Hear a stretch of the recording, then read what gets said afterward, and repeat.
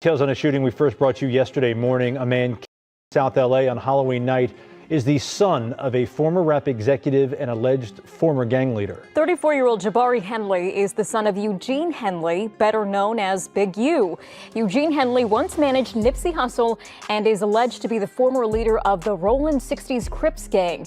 Police say Jabari was shot in Figueroa and 69th Street after he walked up to a vehicle and someone inside opened fire before driving off. Police say his father's gang ties are a major part of the investigation. It feels like every time Big U's name pops up, the story gets wilder, like the universe just keeps throwing another weight on his shoulders. People watching this situation unfold are saying it's starting to look like one of those moments where life just refuses to give someone a break. And now, with this latest update hitting the streets, it's clear things have hit a level nobody expected. Then things got even darker when his son was taken out while he was still inside. That alone would push anybody to the edge, and for Big U, it was the kind of blow that shakes a whole family. But this new twist, it makes everything before it feel 10 times heavier. Losing a child is something no parent should ever face, but for Big U, the pain came with another layer of heartbreak because he wasn't even able to be with his son before he was gone.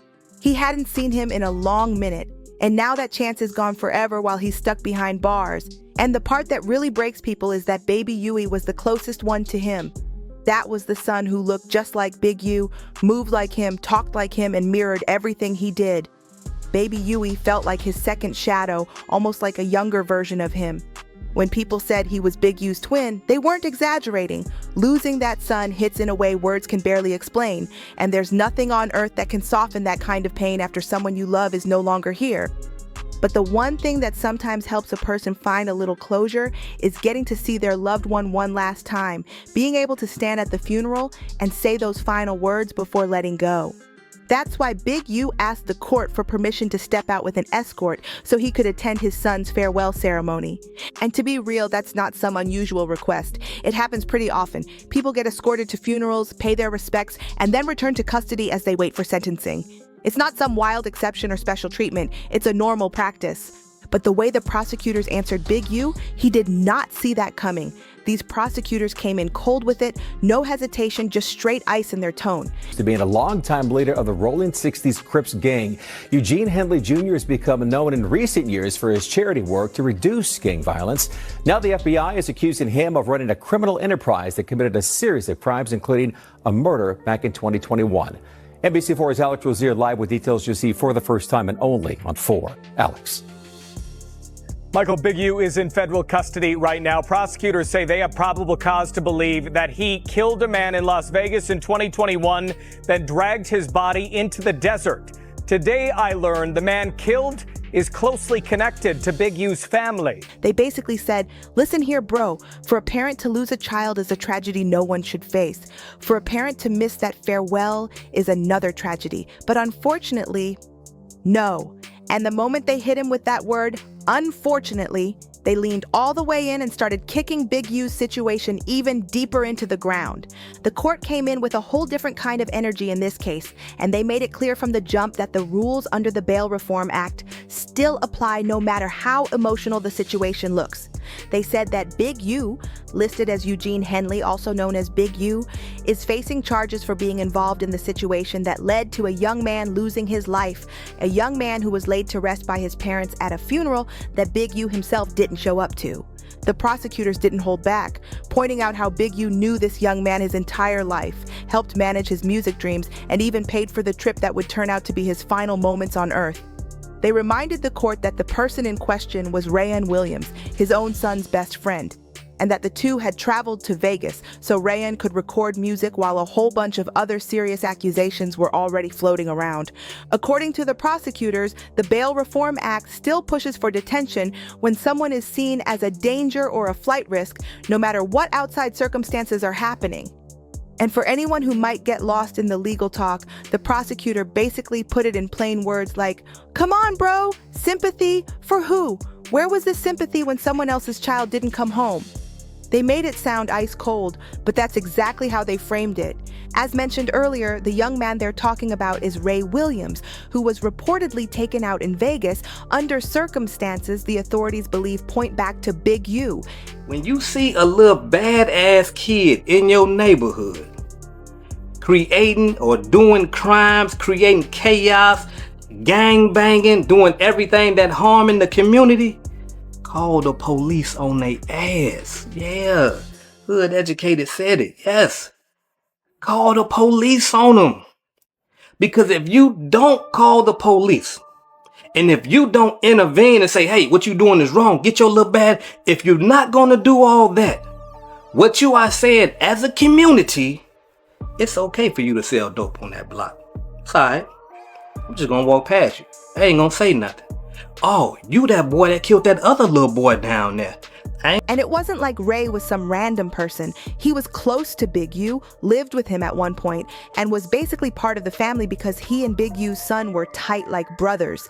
Now, the streets and the internet have thrown around a bunch of possible motives about what really happened. The version the feds seem to be leaning toward is that Ray recorded a diss track about Big U. Things got tense. And when they were all in the studio together in Vegas, the track got played, the energy shifted, and Big U supposedly snapped. They're claiming that's when Ray Williams was taken out and that his body was abandoned afterward. But that's not all. Investigators say Big U told the studio to wipe all the cameras and later told police he hadn't seen Ray in about 6 months, even though they were literally together that same weekend. Those details are part of what the prosecutors keep bringing up as reasons the court should not give him any special passes. But here's the thing, even with all that being said, the argument the prosecutor made about Big U supposedly taking someone else's kid so he shouldn't get to go to his own son's funeral only really makes sense if Big U had already been convicted. And that's the point people keep bringing up, because right now, he hasn't been officially found guilty of anything in that situation. And that changes the whole dynamic in court. See, if someone was already convicted and sitting in prison for taking another person out, then sure, it would make sense for the court to say, no, you can't step out to attend your own family's funeral. But Big U isn't in that situation right now. He's still fighting his charges, and under the law, he's supposed to be treated as innocent until the court officially says otherwise. That means the things he's being accused of shouldn't automatically block him from getting the chance to say goodbye to his son, at least not until there's an actual guilty verdict stamped on his name. But the situation with Rayshawn Williams isn't the only reason the prosecutors are shutting Big U down. One of the biggest factors the court checks before they decide if somebody deserves temporary release is whether that person can actually follow the rules while they're locked up. Because if someone can't even follow the basic rules behind bars, how are they supposed to be trusted out here in the real world? And here's the part everyone knows about the feds. They keep a trap card ready at all times. I ain't gonna call the police. No, I ain't gonna call the police. It's okay for you to do that. You good, man. Go ahead. Keep killing, keep shooting, stabbing, robbing, beating. But then you gotta understand something. If you're gonna continue to let that child continue that type of behavior in the community, don't be mad when he rob your ass. That's all I'm saying.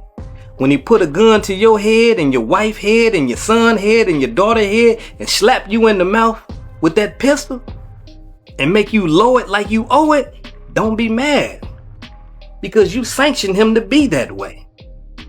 When he shoots your ass, when he's shooting at somebody else and he accidentally shoots you or shoots your child or your wife or your cousin or your mother, they'll sit back quietly, watching everything you do while you're incarcerated. And the moment you ask for something like a temporary release, bam, they pull out a list of every little rule you slipped up on and drop it on the judge's desk like it's brand new evidence. Anybody who's been inside knows the phone system is the biggest setup of them all. They give you 10 minutes a day, knowing nobody can survive off that. So people end up borrowing phone accounts from other inmates or calling someone who connects them to another relative, which turns into a three-way call, and boom, that's another rule violation. These aren't the kinds of things the prison cracks down on every day, but the second you want a favor from the court, suddenly those little slip-ups become a whole reason to deny you anything. And let's be honest, the feds know that almost everyone inside is going to break those phone rules at some point. It's basically impossible not to. Even the prosecutors admitted it without saying it directly. They know those policies don't make sense, but they'll still use them when it benefits their case. And according to them, Big U has been caught up in those same phone-related issues too. So when they stood in front of the judge, they came with a cold, straight-face attitude like, "Your Honor, we can't trust this man to step out, attend his son's funeral, and come back. He's already been bending rules in here." They didn't care about the emotion, the timing, or the grief. They just laid it out in the harshest way possible. The prosecutors kept pushing, saying Big U has been breaking all kinds of jail rules, and they weren't shy about listing every single thing they claim he did. They said he's been using other inmates' phone accounts to make calls, hopping on three-way connections with people outside, and giving instructions to hide who he really is on the phone so the guards don't catch on. They're acting like every slip he's made is some massive operation, even though everybody inside knows these rules are almost impossible to keep perfect. They even tried to twist something simple into a whole dramatic storyline, saying Big U told folks not to greet him with Islamic phrases when calling from someone else's account because it would give away his identity. Since he's known as the big Muslim presence on the floor, the prosecutors turned that into some kind of coded behavior, like he was running a whole underground system. Your brother, your sister, don't be mad. Don't be mad.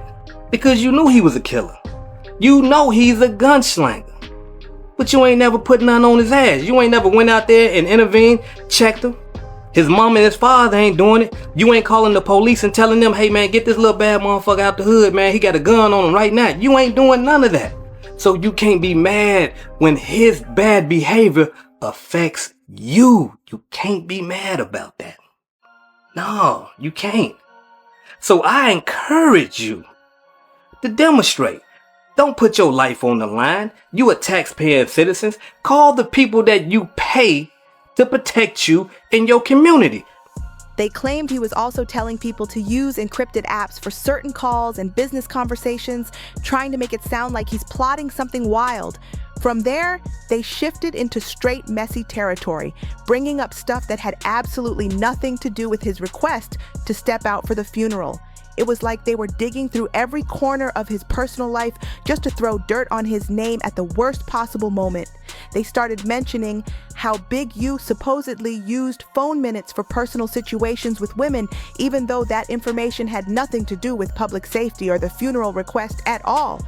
The paperwork even claimed that some of the calls he made using other inmates' numbers were to a woman he calls his girlfriend, and that during these calls, they talked about ways to outsmart the mail system so she could send him illicit photos while he's locked up.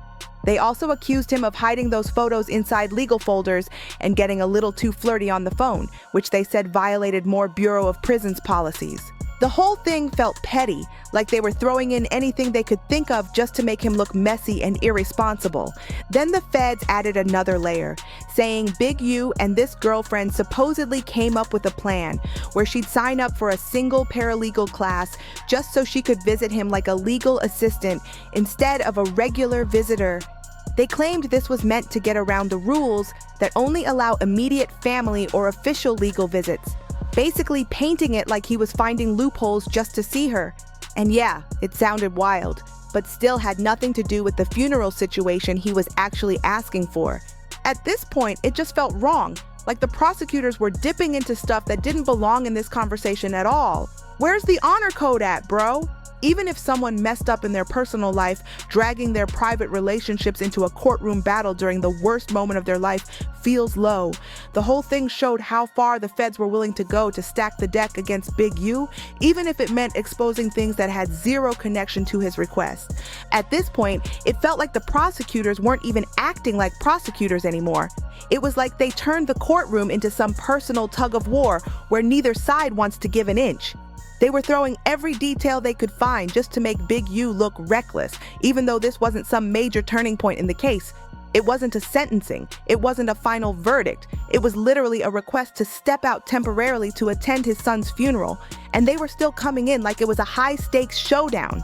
The energy they brought was extreme, almost over the top, and people watching the case were like, bro, you really unloading your whole playbook over this? They were dropping details that had nothing to do with safety, nothing to do with risk, nothing to do with anything except trying to stain his name. For what? A motion for a short release to say goodbye to his own child. It looked messy. It felt messy. And everyone could tell they were digging way deeper than necessary.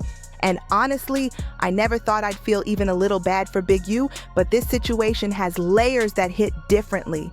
Imagine getting exposed to your wife over personal mistakes because you asked the court for permission to go to your son's farewell one last time. That's wild. The timing alone makes the whole thing feel like the feds were trying to twist the knife just because they could. But the cheating claims weren't the end of what the prosecutors brought up. They also started saying Big U was using phone calls to rally his co-defendants again, trying to pull everybody back into his corner. Word going around was that his co-defendants were folding one by one, switching up fast, and the feds claimed Big U was trying to keep everyone loyal so nobody flipped their story. According to them, they have recordings where Big U talked about getting messages to co-defendants who are on pretrial supervision, which means they aren't supposed to have contact with each other at all. And the prosecutors said he wanted to enforce some type of rule where nobody in the group was allowed to take a plea deal unless he did first. Basically, he wanted everyone locked in together, no moves unless he approved them. Now look, if the idea was, let's all agree to move as a team and either take a deal together or fight the case together, then maybe that makes some kind of sense. But telling someone facing serious time that they can't take a plea unless you take a plea, that's wild. That's like telling someone to risk their entire future just to match your decision. If I was in that situation and I heard someone say, you can't take a deal unless I do, man, cut it out. Call me whatever you want, but I'm choosing my own path. If doing what's best for myself makes me a rat, then call me a rat, bro. I'm not sacrificing my whole life just to follow someone else's timetable. That's a whole different level of pressure, and nobody should be forced into that. Cut it out, man. That whole idea wasn't even some we all stand together type of unity.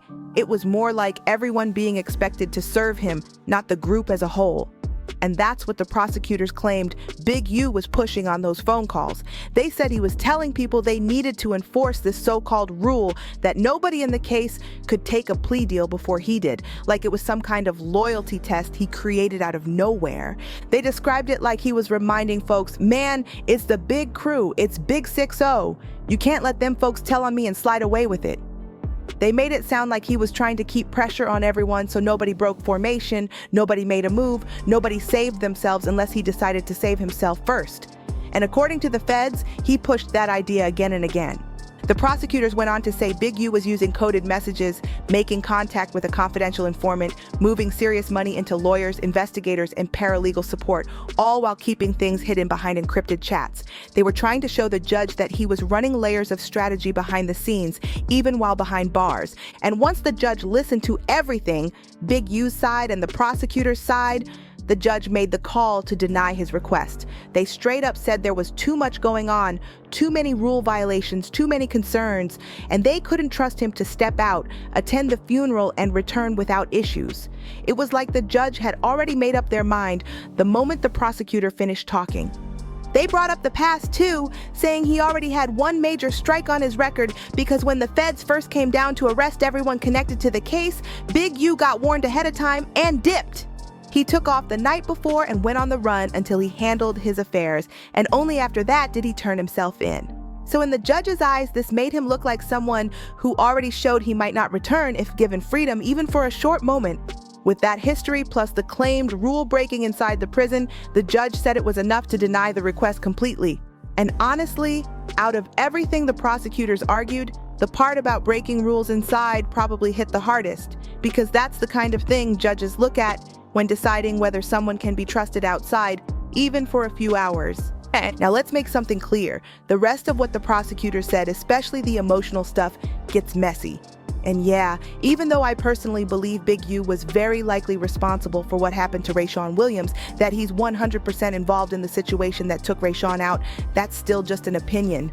Legally, Big U is innocent until he's officially found guilty, and the court has to treat him that way. So if he's still legally innocent, then the accusation that he took someone else's child out can't be used as the reason to stop him from saying goodbye to his own son. That's not how the system is supposed to work, no matter how anybody feels inside or outside the courtroom. This whole back and forth between Big U's team and the prosecutors has turned into one of the pettiest battles the internet has seen in a minute, and honestly, it's exhausting to watch. The court keeps pushing one way, the defense keeps pushing the other, and somewhere in the middle is a man who, under the law is still considered innocent until the judge officially says otherwise.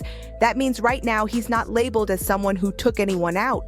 He's a man facing accusations and fighting them with everything he has. But at the same time, when someone keeps breaking rules inside prison, it gets real hard for any judge to give them the benefit of the doubt, especially for something as serious as temporary release. And when it comes to privileges like stepping outside to say goodbye to your own family, the courts look at your behavior behind bars like it's a scoreboard. If they see too many violations, they shut that door quick. Still, situations like this always get people talking, and the internet has been debating nonstop. Some people think the prosecutors went too far, dragging personal details into the mix.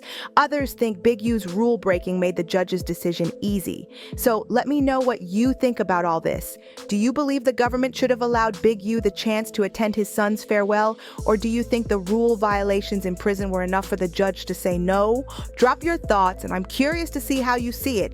And if you made it all the way to this part of the video, you already know you're locked in with me, so go ahead and smash that like button, hit subscribe, and share this with someone who keeps up with all the wild celebrity cases and street headlines. Your support means everything, and it keeps these deep dives coming.